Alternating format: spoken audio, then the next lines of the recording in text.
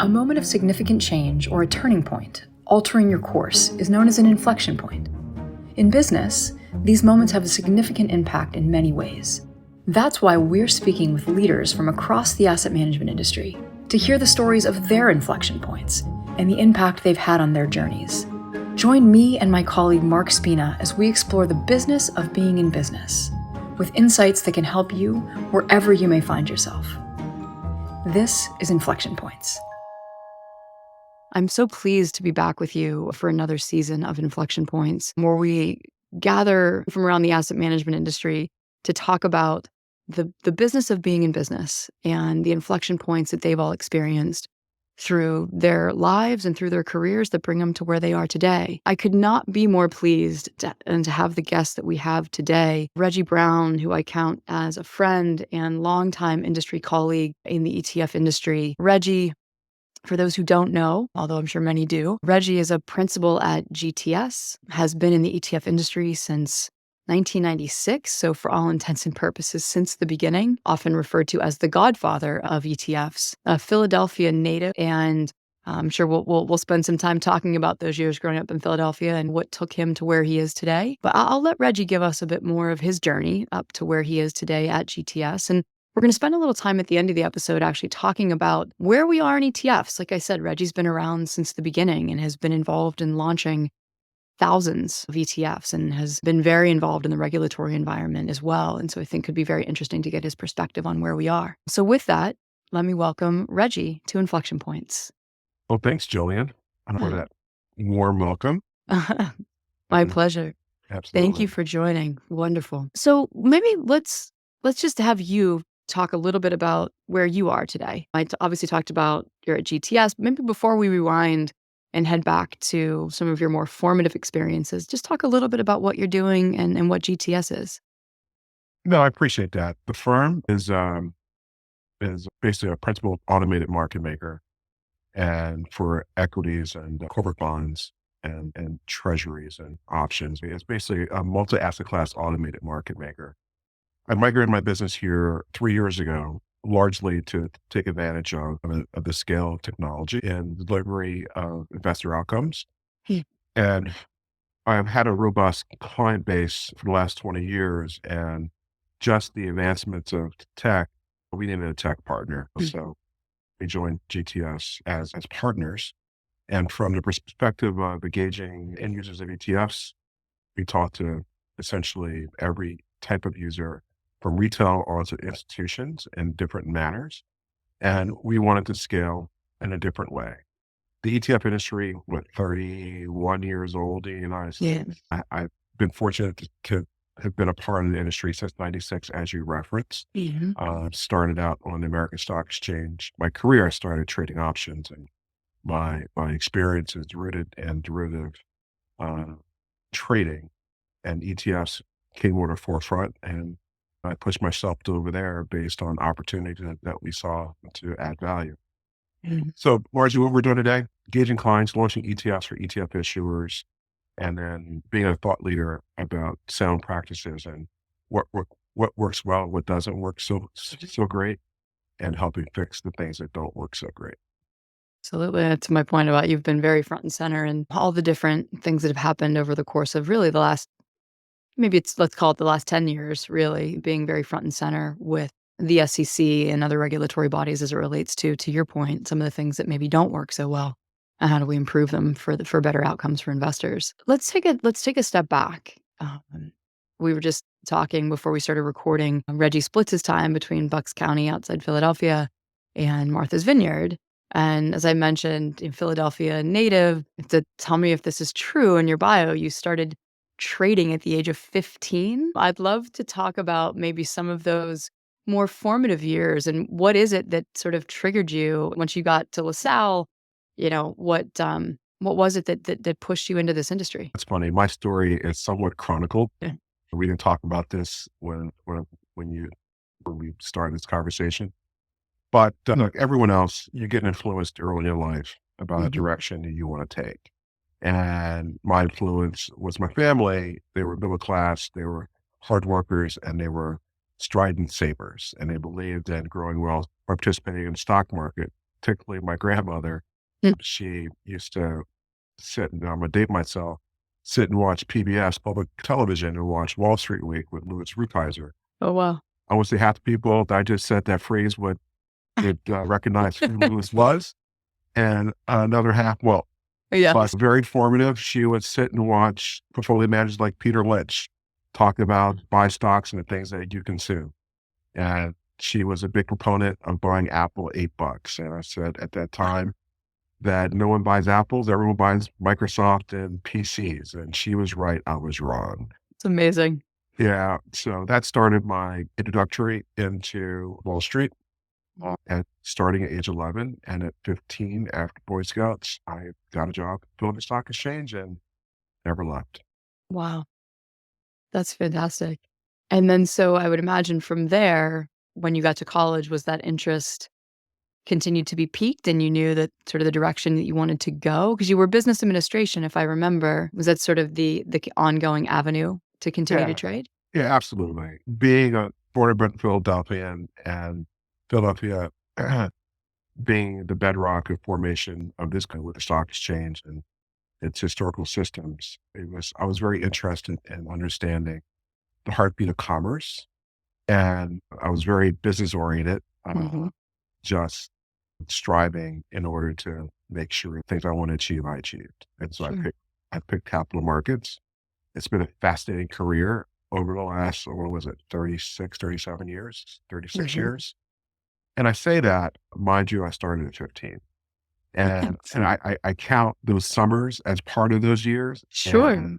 and essential. But look, the formation of US capital is interesting. It's ever changing. When I was a member of the New York Stock Exchange on the floor, being on the floor, helping broker trades, seeing captains of industry come to New York, anywhere from, I don't know, I saw Blockbuster go private, the last trade for Blockbuster. Who knew?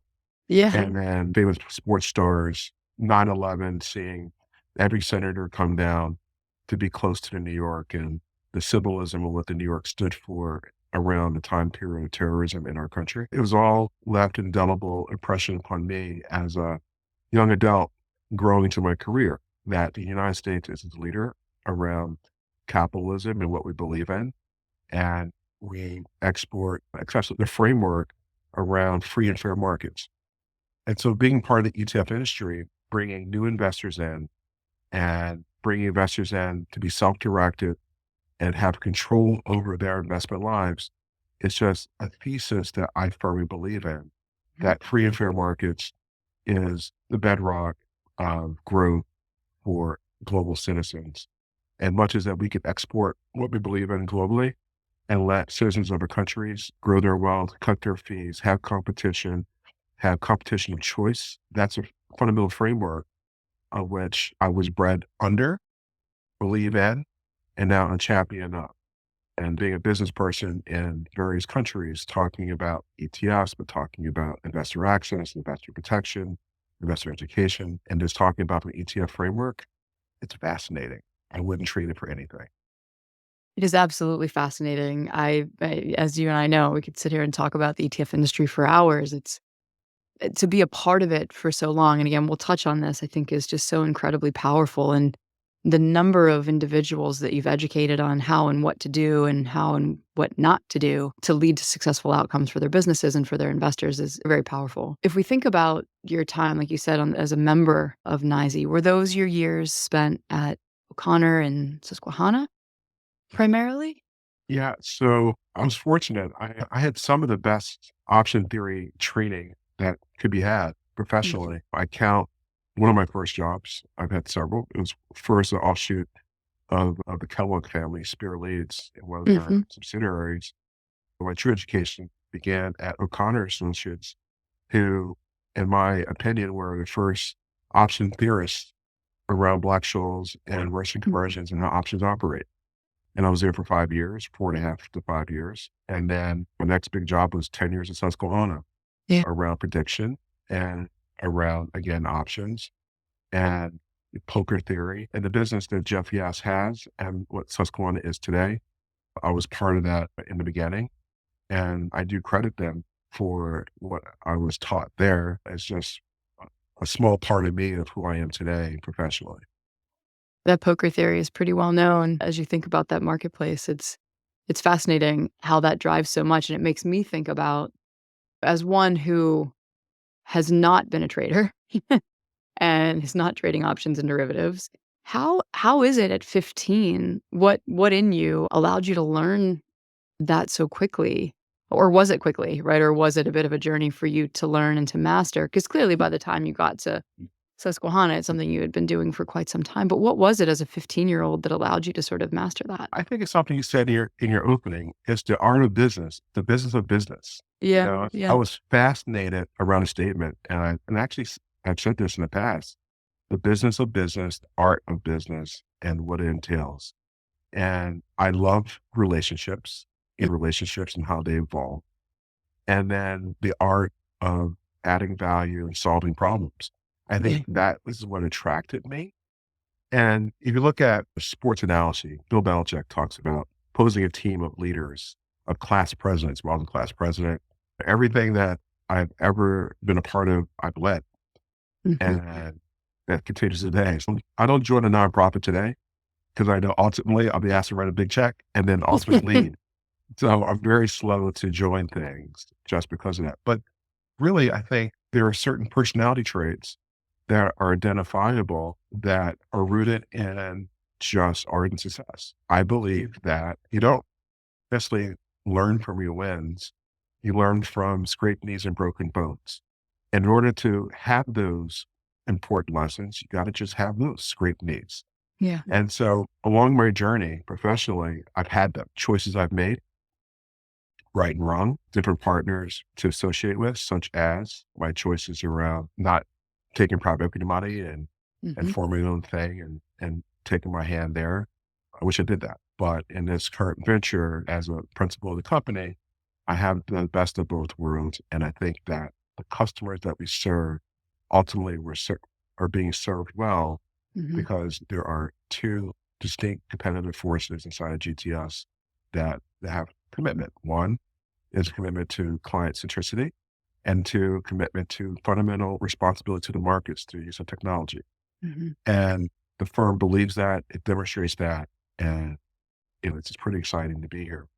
But listen, I could ramble on and on, but it really is about experiences. For Mhm. example, I came to GTS via Cannon Fitzgerald, but Cannon Fitzgerald was begotten because my capital Like group capital, right. had a software error, and literally in 12 minutes, the company went bankrupt.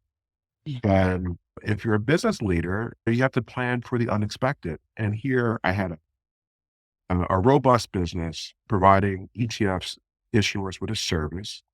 And unexpectedly, there was a mistake.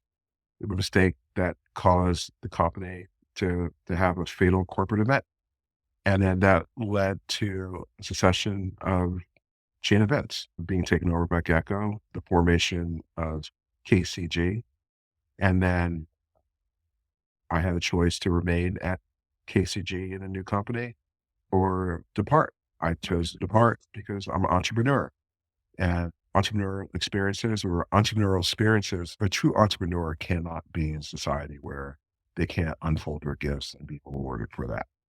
And then going to Canada Fitzgerald, that's another ball of wax altogether. I won't comment. It's just that the company wasn't well aligned to the technology deployment of the business that we had to do. And so all said and done, you learn from all those things, Yeah. and we go forward. I would love to head back to to KCG for a second because I was gonna go there in a positive way, right? I think to your point, there was a mistake that was made, led to some domino effect of consequences happening. Talk me through what was your thought process, right? You had to make that decision, right? Do you stay at the larger organization? Do you go? And it's interesting you just referred to yourself as an entrepreneur because that is 100% what I think of who you are, right? You can pick up your business as an entrepreneur and move it. And because your brand in the industry is what it is, you've been able to maintain that despite where you are. You need the infrastructure, to your point around Cantor, the infrastructure and technology to be successful. But as you thought about that decision, which was no small decision, what went through your head? What led you to decide to depart versus stay? I think a lot of it was surrounded, what we were seeing was a new corporate culture Mm-hmm. and our ability to react to market forces and in a way that we felt so we had some control. And we just made a business decision that what we foresaw as the new corporate culture related to our business and related to how we fundamentally believe and want to behave in a positive way was misaligned. And also being a market leader at the time that we were, where I think we were responsible for 40% of listings on the New York Stock Exchange for ETFs. And so we taught the industry around concentration risk, counterparty risk. When Knight has trading error, all of a sudden people looked up, wait a minute, those guys, they have 600 or 800 listings over there. Yeah. What's going on? Yeah. And so the industry, I think, has taught itself over a series of events around just how to behave. So look, the ETF industry was founded in 1993 in the United States. I joined it in 1996. When I joined making markets in SPY, spiders were trading 25,000 shares a day. Or Wow. maybe it's 50,000 shares a day. For perspective, tell them what Yeah. it trades today. I think we can go back and look at and make sure my statement is precise, but Yeah. it was trading at 30-second 60 forwards. The volume we were rooting every day. Wow, it just traded 500,000 shares a day. Wow, it just traded 1 million shares a day. And so I can count the successes of the ETF industry around the delivery into the marketplace of SPY, then QQQ. Mm-hmm. It was SPY, then MDY, the mid caps, then QQQ. And then Patty Dunn at the time was at BGI. She took over the the World Equity Benchmark shares, and rebranded them iShares, and then started delivering ETF portfolios in the marketplace. And then State Street started to reemerge as trying to compete against iShares. And then you had Bruce Bond come in with PowerShare, the first retail-oriented complex.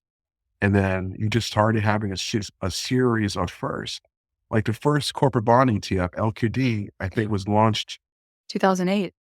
Yeah, I was going to say 2007, 2008. You're right. It was 2007. Yeah. So like you can go to a series of first, and I've been a part of that. I was at a symposium 2 days ago, and I told the crowd that I have personally launched 1,000 ETFs. Incredible. The number is way larger than that. Well, put it in there, 3,000. Now, okay, so you launched 1,000. There have been more than 3,000 have launched and closed, but there are 3,000 in market today. Perspective, we've definitely had some closures. Yes. I was part of some wacky ideas out there. You never know what's going to work. That's correct. So that number is open and also closed. And also, I also launched Vanguard in Europe. I was the first one to do that. I brought those guys to Europe. It's been interesting to see the evolution. And so from my perspective, what's been fascinating is going into other countries and bringing the best of the United States and bringing it to foreign theaters that ultimately lower the cost for their constituents, and then being meaningful around education. Like I gave a speech a couple of years ago in Japan to the BOJ, and I told those guys, look, you need to bring competition and lower your statutory fee. Your statutory fee, your unitary fee in your country is like 3%.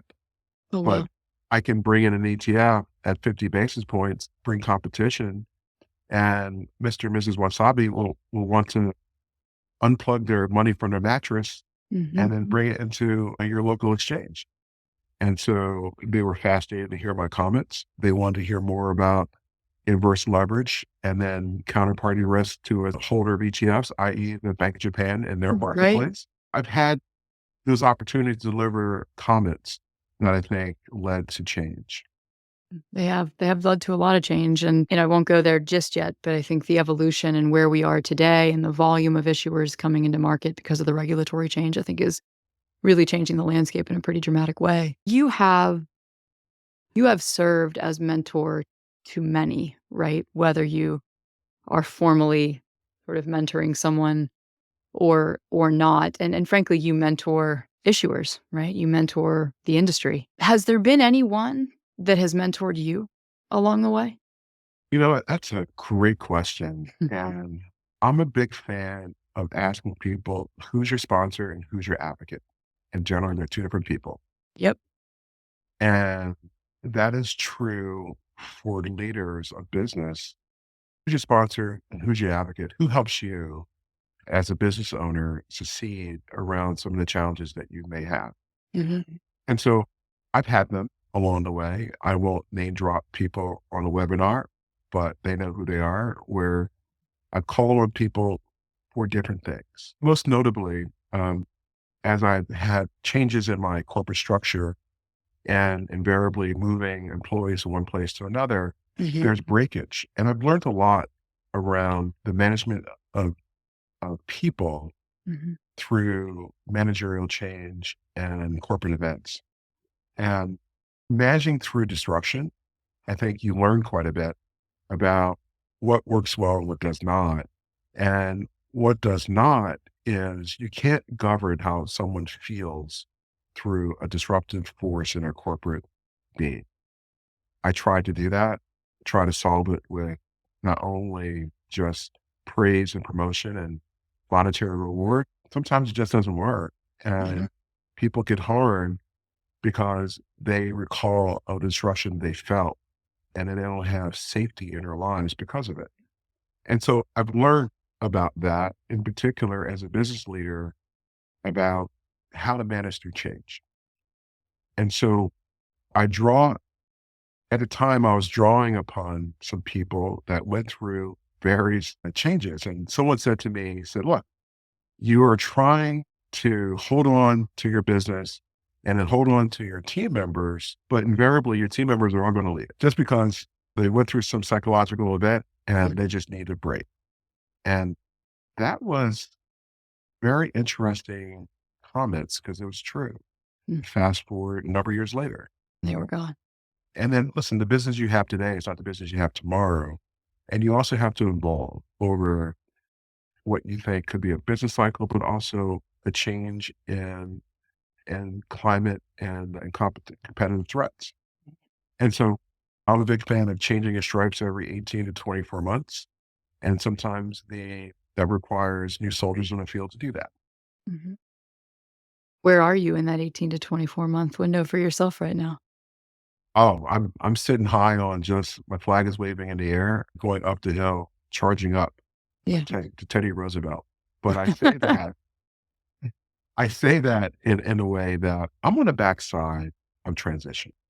The KCG through cancer to GTS years were very difficult for many different reasons. And going through that period of time, I'm better off because I experienced something that has made me as a business leader more informed.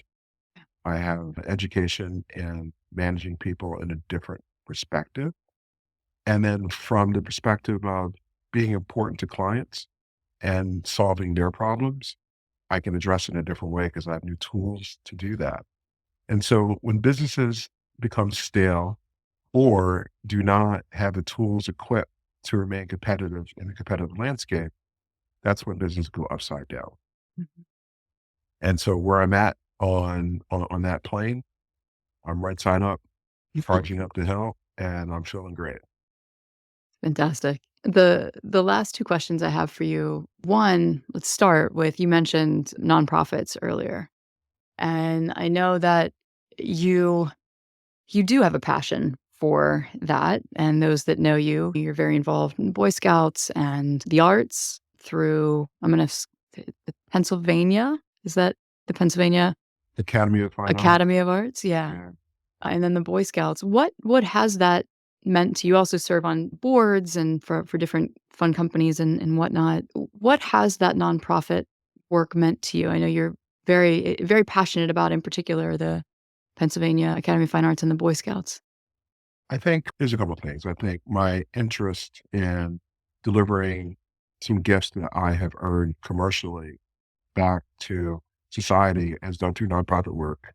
And my passion is around arts education and in politics. I'm pretty Yeah. active politically, where my backyard serves as a fundraising ground for Mm. candidates that I like and appreciate for the work that they're doing. So largely through the arts, it's fascinating. One, it's a community that doesn't think in commercial terms. Mhm. It's a Yeah. collision of reality and dreamers. And it's fascinating to try to force some commercial sense into it as a body. Yes, I'm heavily involved in the arts. I'm vice chair of the Academy of Fine Arts in Philadelphia. I chair the art school as the board of governors. I also chair a group called Creative Capital, where they give out artist grants. And that organization given out $50 million in artist grants over the last 23 years. And I'm pretty active in that community. One, because some of my clients are there. Two, it's an interesting community to be involved in. And one of the things I'm most passionate about is my work as a trustee at LaSalle University. Mm.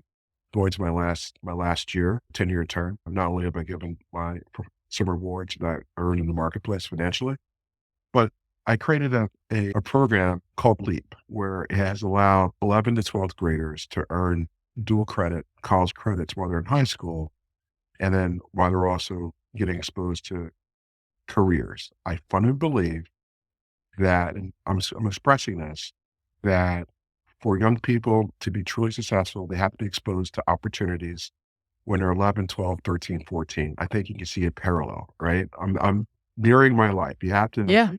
You have to teach someone early about what the opportunities are and then give them a pathway forward. And so this is the first year that this program has been alive. We have 450 kids in this program Wow. with 10 schools, another 10 schools waiting. We'll have 1,000 kids in this program next year. And Philadelphia has a 20% poverty rate that has not been cracked in my lifetime. And I am uniquely interested in addressing that particular segment of the society that, for whatever reason, can't seem to get over some of their life hurdles.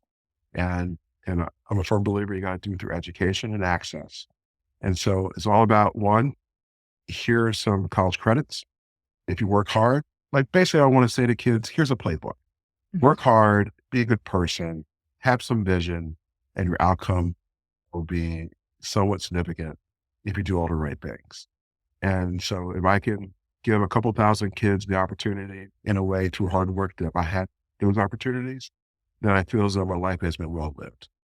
That's awesome. If there's any additional information you have on that program that we can attach to the show notes or anything, let us know. We'd love to help as it relates to that. We actually have a program here at Flex as well along those similar lines. So very, very inclined, charitably inclined here. I'm passionate about my work at Women in ETFs as well, all that we can do to impact the next generation. I guess on that note, we talked about the ETF industry and your place in it throughout this conversation. But as we wrap up, I would like for the benefit of our audience, I feel like everyone is trying in some sense to get involved in the ETF industry within asset management. It has been demonstrated as the vehicle of choice going forward, and we're seeing a lot of new entrants, big and small. I'm sure you're talking to way more than I am, and I'm talking to a lot. So would love to get your thoughts on where you think we are in the evolution of this business, right? 1993 to 2022. And I don't feel like we're even still scratching the surface on what's to come. You joke about sort of some crazy products you've brought to market. And then there's still certainly more innovation and evolution to come. Where do you think we go in the next 5 years in this industry, given what you've seen in particular just over the last 5 years itself? No, I appreciate that. I think one of the growth levers for ETFs are conversions from Mm. open-end 40 Act into ETFs. Why? Because of transparency around pricing and of the structure and distribution capabilities that are greater than just the 40 Act mutual fund. So I think that's one of the drivers that we'll see over the next 10 years, because the 40 Act mutual funds is a complex, is a lot bigger in AUM terms than ETFs. Yeah, absolutely. So there's a lot of wood to chop there. And then secondarily, I think that there's growth to be done around derivatives and some complex type products. And I say that word cautiously because there is some pending regulation about what a complex product is and who's able to be directly involved in it from a sales practice perspective. And I'll just comment real quick. The United States is free and fair markets. And I believe that investors should have investor choice and access to products that they want to invest in that are responsible and sensible for them. Our current government wants to limit choice and access, and it is imperative that our markets remain free. And I say that in the context of this. The ETF industry is growing with indexes with covered calls and downside protection. This year in this market cycle is pretty important to have downside protection. Oh, yeah. And then whatever happens to crypto, I fundamentally believe that the regulators have a good understanding of Ethereum and Bitcoin. That's not the issue. The issue, if they approve crypto cash, they can't stop the tidal wave of crappy products around NFTs and other products that have bedrock or fraud embedded into them. So there are cautions around there. But I think where we're going is this. Conversions, institutional adoption of ETFs because of creation reduction, particularly around fixed income, I think is growing. And then from the perspective of how ETFs have changed the marketplace, I'll get wonky here, but look at the market structure of fixed income and how it's being changed around equity trading, i.e. ETF, fixed income ETFs. 1/3 of all corporate bond transactions done by institutional investors is now done through portfolio trading, which was started because of ETFs. And so there are behavioral changes that ETFs are driving. What's important, in my opinion, is to classify ETFs from two segments: investment tools that are built for the long term and trading tools that are built for the short term. And then I think that is just a clear delineation about how to think about suitability and then how to think about just how to use those structures in a responsible way. And so the industry, I think, is struggling around that classification imperatively because a lot of competitive forces around there. But I think where we're going is this: individual investors, particularly around inheritance and the turnover of wealth, particularly younger people inheriting portfolios. They want transparency, they want cost, and they want to understand what they own and be able to see it independently. That's driving ETFs. Advisors and advisor practices are being driven by transparency and price. So ETFs are all suited for the engine of growth around there. And then forget about the United States. Let's talk about the world. Yeah. Investors around the world, they want the same thing. They want cheaper prices, they want access, and they want access to innovation. So active ETFs, where alpha is being generated, I think it has been met with tepid growth, particularly around equities. But in the long term, it's here to stay. It's going to go gangbusters because ultimately that structure will be delivered in a way that's cheaper and better understood. So I think we're in very early innings around all these themes. That's amazing. Thank you. I agree with you on everything that you said, but in particular, I think fixed income ETFs have fundamentally changed the way investors invest in fixed income. And there's so much more to come. So appreciate those comments. I think for anybody that's listening that is a current ETF issuer or a current asset manager contemplating an entrance into the ETF industry, there is not a better person as it relates to market dynamics and effective launch strategy to talk to than Reggie and his team. Certainly would encourage you to reach out to us here at Flex if you're interested in an introduction. But Reggie, I would certainly just want to say sincere thank you for spending the time. It's been awesome. It's so funny. I've interviewed quite a few of my friends on this podcast, and I always leave having learned something new that we've just never talked about before. And so I really appreciate you making the time. I hope that everyone that's listening today will continue to subscribe. We are now available on Apple, Spotify, and Google Podcasts.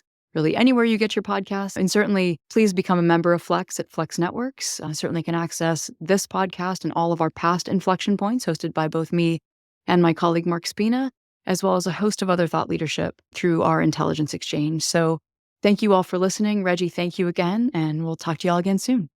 The information contained in this recording is provided as is for educational and informational purposes only and should not serve as the basis for any trading or investing decisions.